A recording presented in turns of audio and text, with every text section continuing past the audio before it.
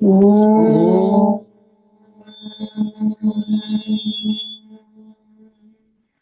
श्रीराम राम रामेति रमय रामं मनोरमे सहस्रनामं तत्तुल्यं रामनामं वरानने। ॐ आपदामपहर्तारं दातारं सर्वसम्पदां लोकाभिरामं श्रीरामं भूयो भूयो नमाम्यहम्। Namaskar. Today we read chapter 74, which has 24 verses. Taking leave of Janaka and Dasharatha, Vishwamitra returns to his own hermitage. And accepting large wedding presents, Dasharatha too returns to Ayodhya along with his sons and their newly wedded brides. On the way, the irascible and redoubtable Parshurama, a sworn enemy of the Kshatriyas, suddenly appears before them. Axe in hand, and Vashishta and the other sages accompanying the party offer worship to him.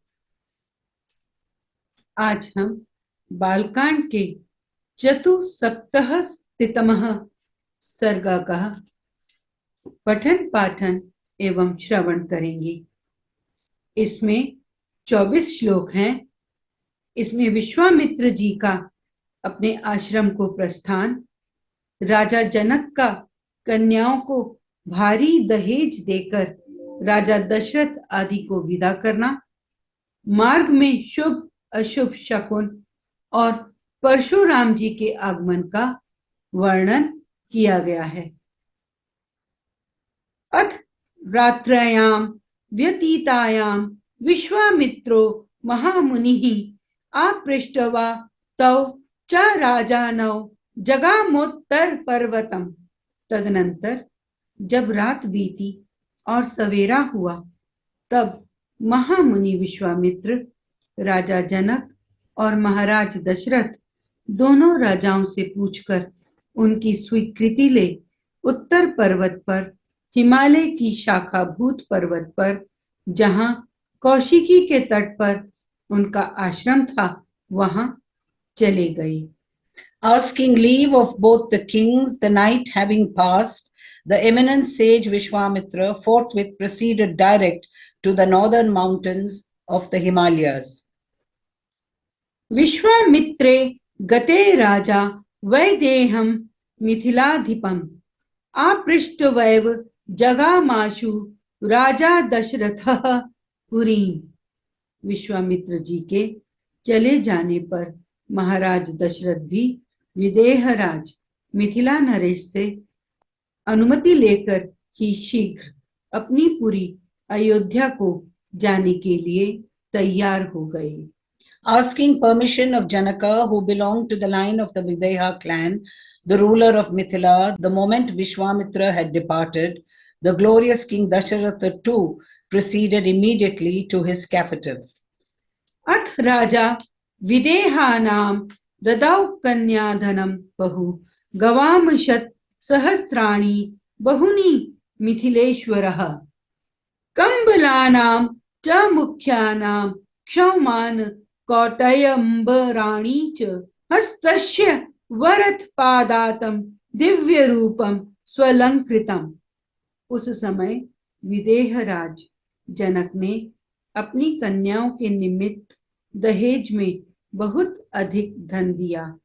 उन मिथिला नरेश ने कई लाख गौएं, कितनी ही अच्छी अच्छी कालीनें तथा करोड़ों की संख्या में रेशमी और सूती वस्त्र दिए।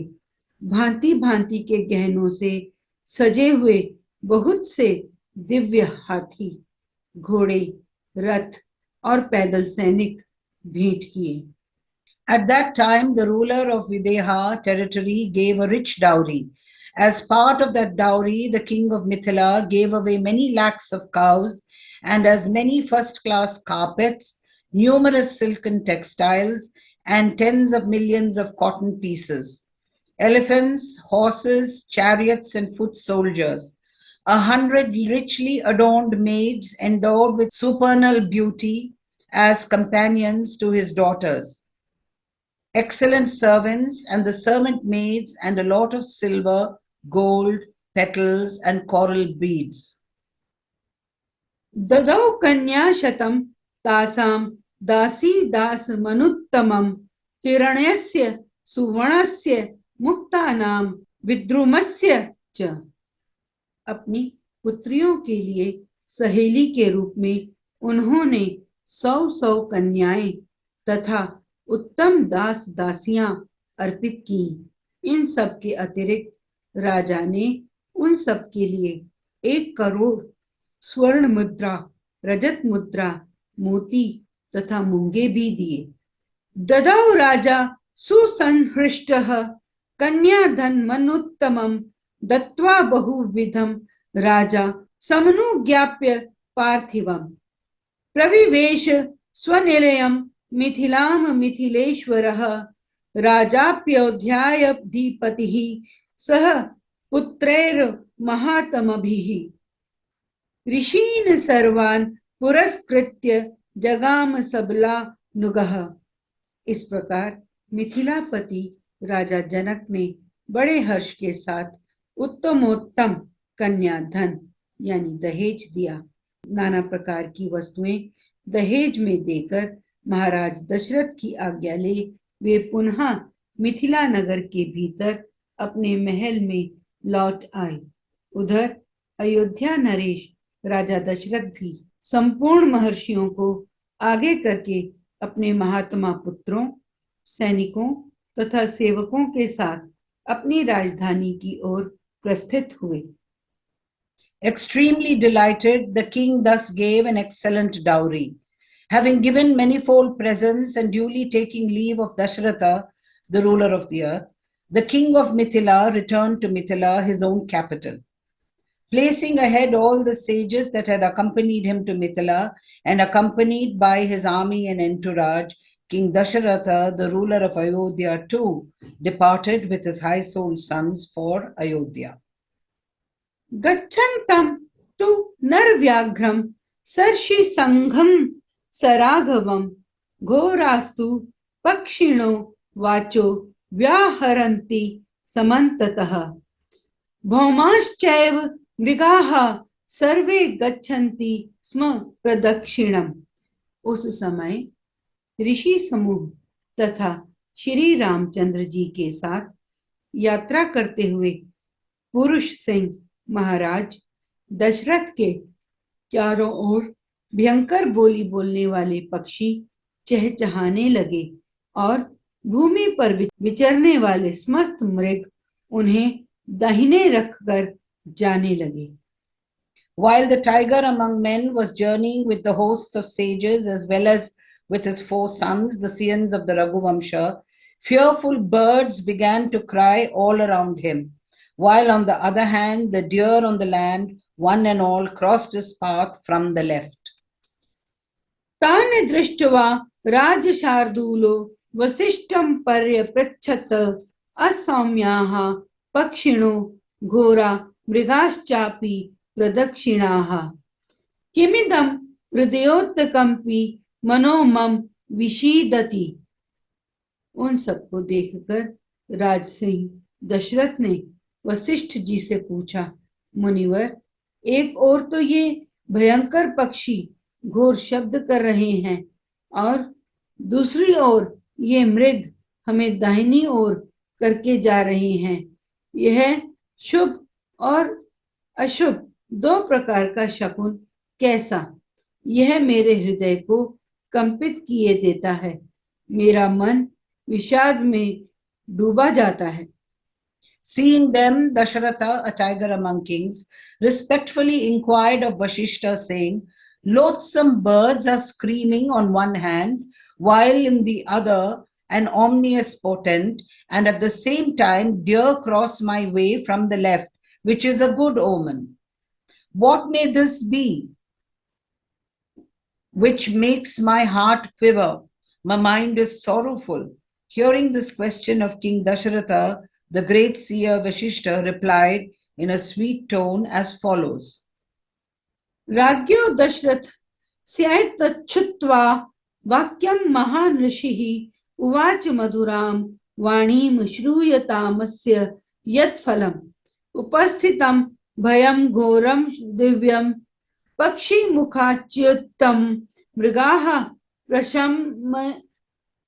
प्रशमयन्त्येते संतापस्यज्यतामयम्। राजा दशरथ का यह वचन सुनकर महर्षि वशिष्ठ ने मधुर वाणी में कहा, राजन, इस शकुन का जो फल है उसे सुनिए। आकाश में पक्षियों के मुख से जो बात निकल जा रही है वह बताती है इस समय कोई घोर भय उपस्थित होने वाला है, परंतु हमें दाहिने रखकर जाने वाले ये मृग उस भय के शांत हो जाने की सूचना दे रहे हैं, इसलिए आप यह चिंता छोड़िए। Hear what it propends. This indication that comes from the screaming of the birds in the air is that a grave danger is imminent. These deer, however, allay our fears. Therefore, let this anxiety be given up. तेषां संवदतां तत्र वायुः प्रादुर्बभूवः कंपयन् मेदिनीं सर्वां पातयंश्च महाद्रुमान्। तमसा संवृतः सूर्यः सर्वे नावेदिशुर्दिशः भस्मना चावृतं सर्वं सम्मूढ़मिव तद्बलम्। इन लोगों में इस प्रकार बातें हो रही थीं कि वहां बड़े जोरों की आंधी उठी। वह सारी पृथ्वी को कंपाती हुई बड़े बड़े वृक्षों को धाराशाही करने लगी। सूर्य अंधकार से आच्छन्न हो गया। किसी को दिशाओं का भान ना रहा। धूल से ढक जाने के कारण वह सारी सेना मूर्छित सी हो गई। While they were conversing thus on the road, a tempest set in, they say, shaking the entire globe and throwing down big trees. The sun got enveloped in darkness, and all people failed to discern the direction. Nay, covered all over with dust, the whole of Dasharatha's army stood dumbfounded, as it were. Vasishtha ऋषयश्चान्ये राजा च ससुतस्तदा ससंज्ञा त्रसासन सर्वमन्य द्विचेतनम्।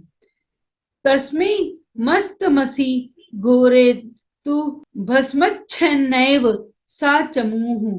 उस समय केवल वशिष्ठ मुनि अन्यान्य ऋषियों तथा पुत्रों सहित राजा दशरथ को ही चेत रह गया था। शेष सभी लोग अचेत हो गए थे। उस घोर अंधकार में राजा की वह सेना धूल से आच्छादित सी हो गई थी। At that time, only Vashishta and the other sages, as well as the king, including his 4 sons, retained their consciousness. All the rest on that spot became unconscious, as it were. In that dreadful darkness, the aforesaid army of Dashratha, which was actually covered with dust, as well as the king, beheld the terrible-looking Parishrama, son of Jamadagri, the destroyer of the Kshatriyas, born in the race of Bhrigu.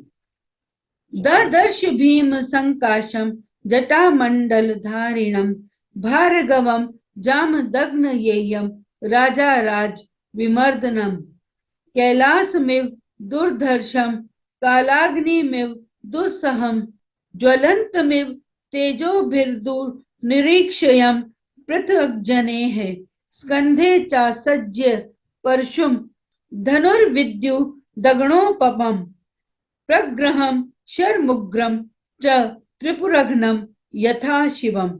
उस समय राजा दशरथ ने देखा क्षत्रिय राजाओं का मान मर्दन करने वाले भृगुकुल नंदन जमदग्नि कुमार परशुराम सामने से आ रहे हैं। वे बड़े भयानक से दिखाई देते थे।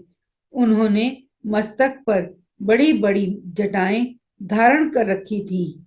वे कैलाश के समान दुर्जय और कालाग्नि के समान दुस्सह प्रतीत होते थे। तेजो मंडल द्वारा जाज्वलयमान से हो रहे थे। साधारण लोगों के लिए उनकी ओर देखना भी कठिन था। वे कंधे पर फारसा रखे और हाथ में विद्युत गणों के समान दीप्तिमान धनुष एवं भयंकर बाण मिले त्रिपुर विनाशक भगवान शिव के समान जान पड़ते थे। Parshuram, son of Jamadagri, the destroyer of the Kshatriyas, born in the race of Bhrigu, wearing matted locks formed in a coil at the crown, unassailable as Mount Kailasha, irresistible as the destructive fire raging at the time of universal dissolution, blazing as it were with effulgence and as such difficult to gaze upon by common men, with an axe on his right shoulder and a bow on his left, and holding in his hand a fierce shaft, resembling streaks of lightning, like around Lord Shiva, the destroyer of demon Tripura. तं दृष्ट्वा भीम संकाशम ज्वलंतमिव पावकम वसिष्ठ प्रमुखा विप्रा जप home परायणाः संगता मुनयः सर्वे संजज्जल पुरुथो मिथः। प्रज्वलित अग्नि के समान भयानक से प्रतीत होने वाले परशुराम को उपस्थित देख जप और होम में तत्पर रहने वाले वशिष्ठ आदि सभी ब्रह्मर्षि एकत्र हो परस्पर इस प्रकार बातें करने लगे। Seeing the sage, terrible of aspect and blazing like a fire, all the Brahmana seers and sages given to the practice of austerities and Homa, offering oblations to the sacred fire, with Vashishta at their head, collected at one place and talked to one another. Let us hope, full of indignation over the assassination of his father, he is not going to exterminate the Kshatriya race once again. कच्चित् पितृवधामर्षि क्षत्रं नोत्सादयिष्यति पूर्वं क्षत्रवधं कृत्वा गतमन्युर्गतज्वरः क्षत्रस्योत्सादनं भूयो न खल्वस्य चिकीर्षितम्। क्या अपने पिता के वध से अमर्ष के वशीभूत हो ये क्षत्रियों का संहार नहीं कर डालेंगे? पूर्व काल में क्षत्रियों का वध करके इन्होंने अपना क्रोध उतार लिया है। अब इनकी बदला लेने की चिंता दूर हो चुकी है, अतः फिर क्षत्रियों का संहार करना इनके लिए अभिष्ट नहीं है। यह निश्चय पूर्वक कहा जा सकता है। Surely it is not his intention to wipe out the Kshatriyas once more. Seeing, having massacred the Kshatriyas in the past, he has his anger appeased and has been rid of his agony caused by his father's death. एवं मुक्त्वार्ध्य मादाय भार्गवम भीम दर्शनम ऋषियो राम रामेति मधुरम वाक्य मब्रुवन। ऐसा कहकर ऋषियों ने भयंकर दिखाई देने वाले भृगुनंदन परशुराम को अर्घ्य लेकर दिया और राम राम कहकर उनसे मधुर वाणी में बातचीत की। Talking in this strain and taking in their hands water to wash his hands with, the sages accosted the Sian of Bhrigu, who wore a terrible aspect, with the sweet words, Rama, O Rama. प्रतिगृह्य तु ताम पूजाम ऋषि दताम प्रतापवान रामम दाशरथिम रामो जामदग्नयो अभ्यभाषत। ऋषियों की दी हुई उस पूजा को स्वीकार करके प्रतापी जमदग्नि पुत्र परशुराम ने दशरथ नंदन श्री राम से इस प्रकार कहा। While accepting the honor done by the sages, Vashishta and others, the glorious Parashurama, son of Jamadagni, spoke as follows to Sri Rama, the eldest son of Dasharatha. इत्यार्षे श्रीमद् रामायणे वाल्मीकिये आदि काव्ये बालकांडे चतुः सप्ततितमः सर्गः। इस प्रकार श्री वाल्मीकि निर्मित आर्ष रामायण आदि काव्य के बालकांड में 74वां सर्ग पूरा हुआ। Thus ends Canto 74 in the Balakandam of the glorious Ramayana of Valmiki, the work of a rishi and the oldest epic. Om Shriram Ram रामेति रमय रामं मनोरमे सहस्रनामं तत्तुल्यं रामनामं वरानने। ॐ आपदामपहर्तारं दातारं सर्वसम्पदां लोकाभिरामं श्रीरामं भूयो भूयो नमाम्यहम्। धन्यवाद। धन्यवाद।